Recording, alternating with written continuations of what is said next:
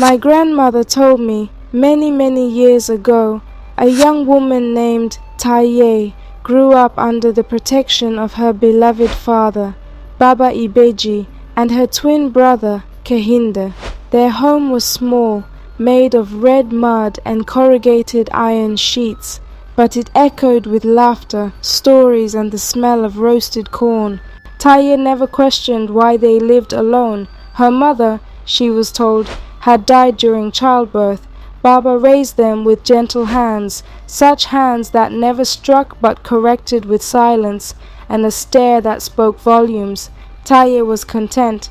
Her father was her world. He told stories that seemed too vivid, too ancient. He could predict rain. He never aged. His hair remained thick and black. As children, the twins were never allowed to leave the compound. The clay walls around their small home were like prison gates that kept the world out and them in. Taiye and Kehinde didn't go to the village school. They didn't fetch water from the stream. They didn't play under the mango tree with other children. Instead, Baba taught them everything himself. He taught them letters using the charcoal on calabashes, numbers by counting cowries, and riddles passed down from ancestors. He taught them to listen to wind patterns, to read shadows, and to speak only when necessary. Baba had a rule: never open the gate for anyone, never talk to strangers, and never ask about their mother. Taiye, being the more curious one, often questioned him. Baba, why don't we go to church like other families? God is in the silence, Taiye, he would reply, but why don't we know anyone? Not everyone you meet is meant to meet you. Kehinde was more accepting. He would sit under the pawpaw tree and hum to himself, always calm, always quiet, like he understood something Taiye didn't. As a young girl, Taiye was always worried, not just about the silence, the rules, or the isolation. It was the fact that their father never worked, yet they always had everything. Their compound never lacked. There was always rice, beans, pepper, kerosene, oil, and even meat, when others in the village could barely afford gari. Their clothes were clean and rarely torn. Their shoes never wore out. When their thatched roof was destroyed in a storm, it was fixed overnight, without a carpenter, without any noise, as if unseen hands did the work. And there was always money. Bundles of naira notes in an old leather bag hidden beneath the mat in Baba's room. Notes that sometimes looked brand new, sometimes old, faded, or even out of circulation. One day, Taiye found a 10 naira note with the head of a man she didn't recognize, in a design she had never seen before. When she asked Baba about it, he only said, "That money was printed long before you were born. Some things come from before your time." Taiye's mind burned with questions. Where did it all come from? And why, in the middle of the night, did she sometimes hear chanting? Soft, like whispers in the wind, voices that didn't belong to the living. She began to keep a journal. She noted the exact times Baba left his room, the dates money appeared, like the time Kehinde fell and bruised his leg, and the wound healed completely by morning, or when their cat died mysteriously and Baba buried it behind the iroko tree, only for them to see another identical cat walking round the compound. It had the same white patch on its forehead, the same limp, the same green eyes that seemed too human. Taiye had stared at it for minutes, with her heart pounding, while Kehinde whispered, "It's the same cat."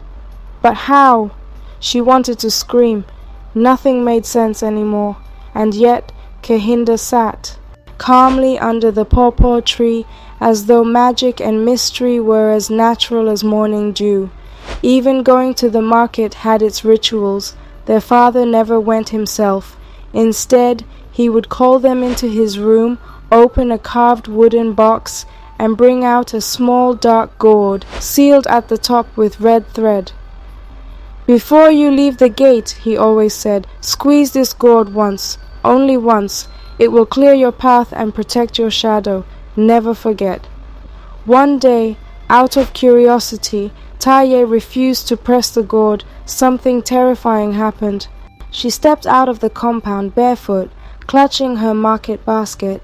The sun was high in the sky, but the air felt heavy. Still, she pushed forward. She wanted to know if the gourd was just one of Baba's countless superstitions. She opened the gate and took her first step out, and froze. The dusty village path was gone. In its place were headstones, cracked and ancient, some swallowed by thick bushes and creeping vines. The air reeked of decay. Low whispers rustled through the grass, though no wind moved. Taiye turned slowly, her heart hammering in her chest. Her breath caught, her knees buckled. This is not a road, this is a cemetery. Suddenly the ground shifted. A low moan echoed around her. Shadows lengthened, reaching toward her feet like hands from beneath the earth. Out of fear, she dropped the basket and ran, barefoot and gasping, dodging tombstones, thorns tearing at her wrapper. The cemetery seemed endless.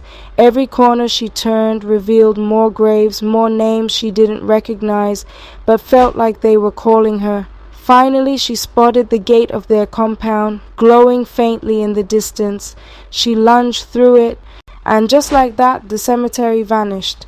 The dusty path returned. The sky brightened. The gourd lay untouched by the door. She collapsed inside the compound, trembling. Her body was cold despite the sun overhead. That night she told Kehinde everything. His eyes widened, then dropped to the floor. He looked ashamed. "I've seen it too," he confessed. "Not the graves, but the people. At night, I see shadows walking through the walls." Kehinde's voice was low, shaking. "They walk past the windows.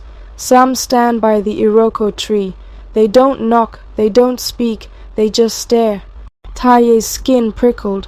Before she could respond, they both heard a sound, a shifting, like dry cloth brushing clay. Baba had stirred. From across the compound, he turned in his sleep on his wooden mat, his chest rising and falling unnaturally still.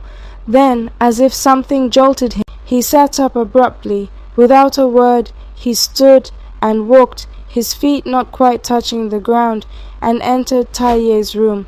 The air around him felt colder. He stared at her for a long time. His was face unreadable. Then he spoke, his voice sharp and deep, filled with warning. "Never again. Leave this house without the gourd. You are still marked. They are watching. You step too close to the gate of remembrance. One more mistake and you may not return." His eyes seemed darker than usual, like they held other faces inside them.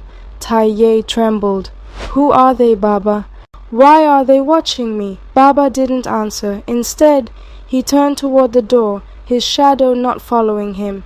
But as he stepped out, Taiye's childhood memories began to stir, memories she had long buried beneath years of strange peace. She remembered being 5 years old, waking up in the middle of the night.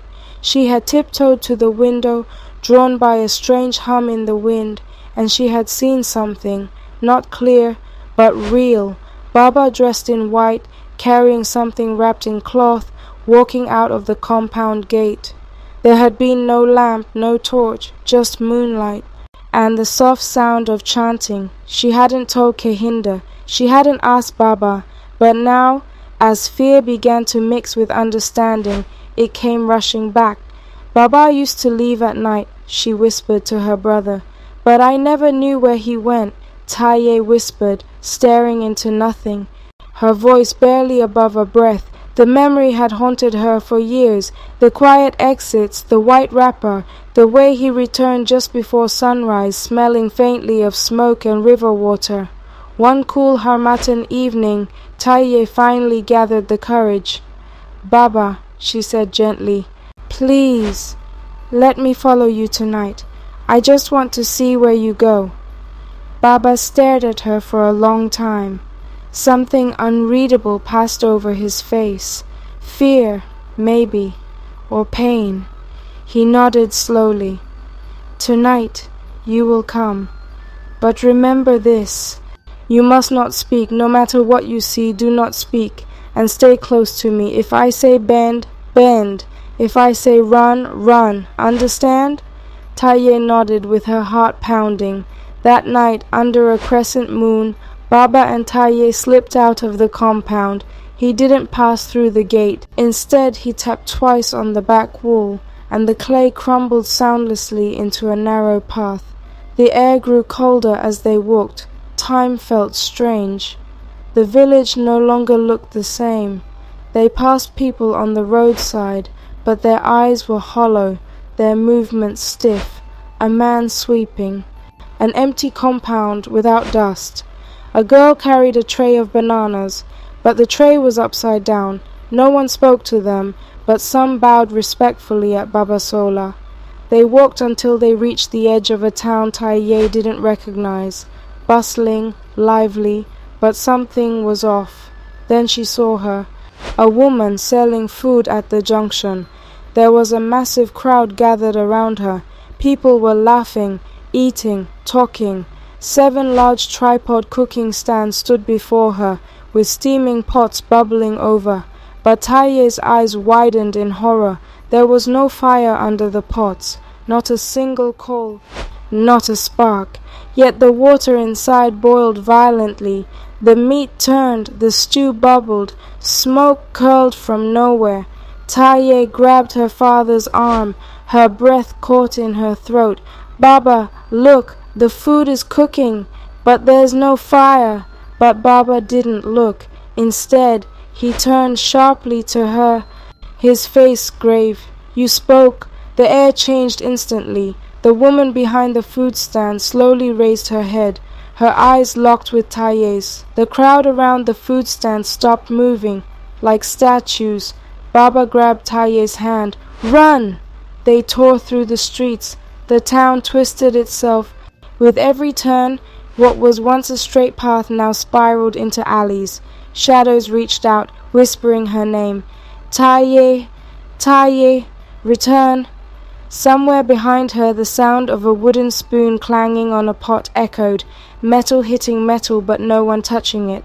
When they reached a small stream, Baba yanked off his white cloth and threw it into the water. Instantly the stream hissed and opened like a mouth, revealing the pathway back to their compound. They leapt in, the mouth closed. They collapsed at the edge of the iroko tree, gasping. Taiye clutched her chest. Baba, who was that woman? Baba looked at her, his eyes older than she had ever seen them. That was not a woman, Baba said. His voice was heavy with warning. That was a memory, a cursed echo, a shadow from the other side. He stood over Taiye, breathing hard, not just from the run, but from the weight of what she had done. His tone shifted, low and firm, like thunder before the rain. But I told you never to speak. You broke the one rule that kept you hidden. You almost pulled attention to yourself. You nearly caused us a kind of trouble that would follow you into your dreams. You will never come with me at night again. Taiye lowered her head, ashamed. Her throat burned with questions, but guilt sealed her mouth shut. They returned home in silence. Baba Sola didn't say another word to her that night. He disappeared into his room, and for the first time in years he locked the door from inside. The sound of the bolt sliding shut echoed through the compound like a final verdict. From that night on, Baba never took Taiye out with him again. No matter how she pleaded or how many times she cried, he would only shake his head with quiet finality. You've seen too much, he once said, and now things have started watching you. He became more withdrawn. The clay bowls he used to wash disappeared. He spoke less. At night, Taiye would sometimes hear him whispering in languages no longer spoken by the living, pacing in the dark, arguing with unseen voices. But Taiye's curiosity had turned to fear. She stopped asking, stopped peeking through the curtains at night, stopped following strange footsteps or chasing shadows. The day Taiye finally understood what was happening, truly, deeply, terribly, was the day Kehinde died. Before this day, when it was 1 week to their 13th birthday, instead of Baba preparing Taiye for the spiritual war that hovered above their home like a dark cloud, he did something no one expected. He brought a man home, no introductions, no ceremonies, no bride price, just a quiet statement. This is your husband now, you will live as man and wife. Starting today. Taiye was stunned. Baba, I don't understand. Why now? Baba raised a hand gently, silencing her. His eyes were tired, worn by years of secrets and spiritual debts. Some bonds can protect you better than gauds and chants. Life, real life, can anchor a soul. The man Deji was calm and soft-spoken. He followed Baba's instructions carefully. He treated Taiye with quiet respect. Even though she was confused, they began to live like husband and wife. There was no honeymoon, no laughter, just a silent agreement between them. A few months passed, and Taiye fell pregnant. The pregnancy was smooth, eerily so. No morning sickness, no strange cravings. Baba began smiling again, humming songs from his youth. He whispered to her belly when no one was watching. When the time came, Taiye delivered her first child inside the compound under the pawpaw tree. A healthy girl, strong, with eyes that gleamed like moonlight water. Then came the second child, a boy after 1 year, and then the third, another girl. Baba Sola had smiled that day, his first real smile in months, as he whispered blessings in a language older than the soil beneath them. 3 children, he muttered, rubbing chalk over the newborn's forehead. A triangle is harder to break than a line, but the past still had roots. Baba had tried the same tactic with Kehinde. He called Kehinde aside one twilight evening as the sun melted over the hills and the crickets tuned their nightly music. "It is time," Baba said gently. "You need a wife, one from a bloodline that understands the world behind this one. She will keep you grounded. She will protect your name." Kehinde stared at him, stone-faced. Then slowly he rose to his feet, his fists clenched at his sides. The wind around them stilled. He looked Baba dead in the eye and said, "I will never marry your kind." The words hung in the air like a curse. Baba's smile dropped, his brows knitting together in sorrow. "My kind? Kehinde, do you know what you're saying?" "I do," Kehinde said bitterly. "You walk without footsteps. You cast no shadow. You watch the moon like it's your master. Don't pretend anymore." Baba took a step forward, but the earth didn't crunch beneath him. Kehinde's voice rose with each word. "We are not stupid. Taiye just doesn't want to admit it, but I've seen you vanish behind the iroko tree. I've seen the way dogs bark when you pass. I've heard you praying at night to people who aren't alive." "Enough," Baba said, voice suddenly stern, even trembling. But Kehinde wouldn't stop. His voice cracked from the truth trying to break out. "You're not one of us, Baba, and I won't let you bind me to something I can't see. I won't marry a girl from the other side." That night, Baba didn't speak to anyone, not even Taiye. He sat under the pawpaw tree, silent and still, his white wrapper glowing faintly under the moonlight. Even the wind avoided him, and for the first time in a long time, his eyes looked afraid. He knew what Kehinde's refusal meant. The bloodline was now broken. The protection, the spiritual tether, was unraveling. Baba felt it in his bones. That is, if he still had any. The balance he had carefully built over the years, the fragile rope between the world of the living and the dead, was snapping thread by thread. Kehinde's refusal had shaken something loose. That night the compound was eerily silent. Even the crickets seemed to hold their breath. Taiye served dinner under the pawpaw tree. The children were already asleep and Deji had gone to fetch water. It was just the three of them, Taiye, Kehinde and Baba Sola. They ate quietly, yam porridge, with scent leaves and pieces of dry fish. Taiye tried to make small talk to lighten the air, but Kehinde barely touched his food. He looked pale, tired. Then suddenly he gasped. A violent cough burst from his chest. He clutched his throat. "Taiye," he croaked, struggling for air. Taiye jumped up, panic filling her eyes. "Kehinde! Kehinde!" He fell from the wooden stool, clawing at his throat. His lips turned blue. His body shook. She rushed to him, trying to tilt his head, pounding his back, screaming for help. "Baba, do something! Baba, please!" But Baba just stood there, still, silent. His white wrapper fluttered in the breeze. His face was heavy, not with surprise, but resignation. He didn't move, not even when Taiye knelt beside her twin, sobbing, screaming, trying to force the last bit of life back into his lungs. Kehinde gave one final jerk, then stilled, with eyes wide open, gone. Taiye turned to her father, voice hoarse with pain. "You just watched him die. Why?" Baba said nothing. For a moment it looked like his mouth trembled, but no sound came.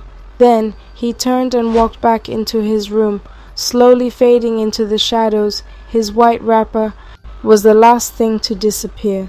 Taiye was left alone under the pawpaw tree, rocking Kehinde's lifeless body in her arms.